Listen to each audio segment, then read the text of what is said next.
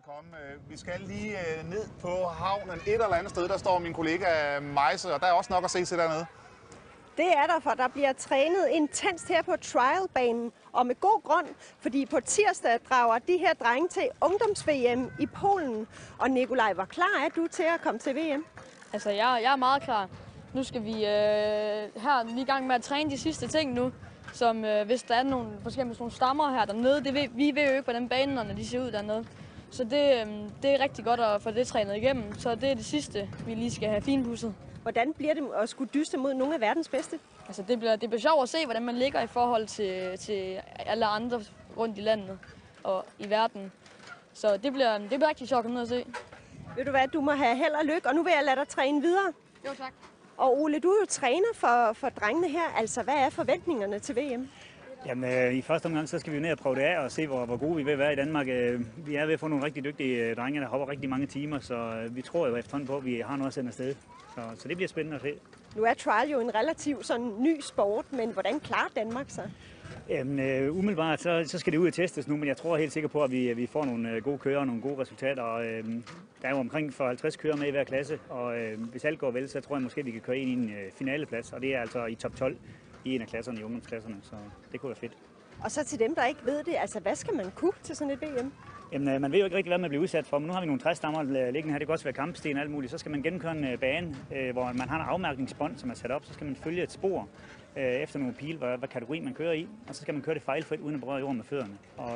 Og gør man det, så får man 0 strafpoint, og så er det, når man tæller løbet sammen til, når det er gennemført, alle kørerne har kørt det hele 3 gange, så ser man, hvem der har færre strafpoint.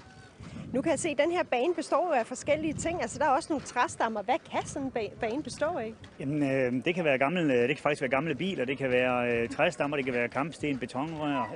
Der er ikke nogen grænser. Det kan være ude i vandet, hvor der faktisk ligger store sten lagt ud i vandet. Vi kunne hoppe herom på stenen om ved molen også. Det kunne være rigtig fedt. Så I kan også risikere at skulle hoppe i vand? Ja, det kan man godt komme ud i, hvor man kommer ud i en halv meter vand, og så skal man altså hoppe, eller mere vand på den sags skyld, og så skal man bare holde sig på stammerne selvfølgelig, og så komme sikkert igennem. Så bliver man ikke våd, jo. I hvor god tid får I de her baner at vide?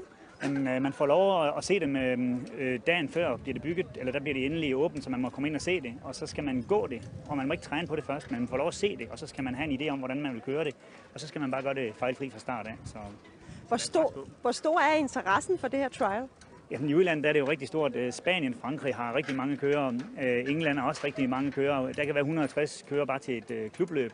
Så, men altså, interessen vokser selvfølgelig her, fordi de unge mennesker de hopper rundt her på torvet og alle mulige sjove steder. Og folk de stopper op og kigger, og du er sgu dygtig til at cykle, knægt, og så er de motiveret til at cykle endnu mere. Og det er jo rigtig fedt. Og det er jo det derfor, vi kan være med og træne alle mulige steder. Og hvad er det vigtigste i jeres træning op til VM? Jamen, det er jo koncentrationen, kontrollen. Det er ned i den mindste detalje, der skal trænes igen og igen. Man kan sætte cyklen ned på 5 cm, og det skal man gøre 100 gange i træk. Hopper man, nu ser vi træstammerne her, man skal altså sætte den lige på akslen. Det kan ikke hjælpe, at man hopper 10 cm for langt eller 10 cm for kort. Så det er præcision og kontrol 100%. Så hvad glæder du dig allermest til ved det her VM?